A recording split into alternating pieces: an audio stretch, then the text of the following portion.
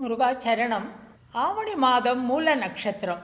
இந்த திருநாள் சீராடும் மாடக்கூட மதுரையில் அந்த சிவபெருமான் பிட்டுக்கு மண் சுமந்த திருவிளையாடலை திருவிழாவாக கொண்டாடுகின்ற அற்புதமான நாள்.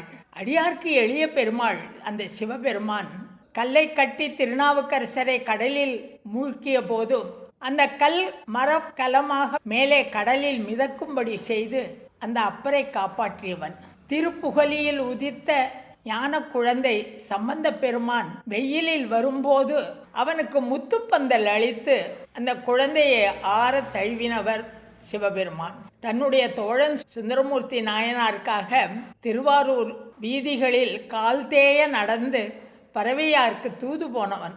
அந்த மாணிக்க வாசகர் நால்வர் என்று போற்றப்படுகிற ஒருவரான மாணிக்க வாசகருக்காக தன் தலையில் மண் சுமந்து முதுகில் அடி வாங்கினானே, அந்த திருவிளையாடல் நிகழ்ந்த நாள் நன்னாள் இந்த ஆவணி மூலம்.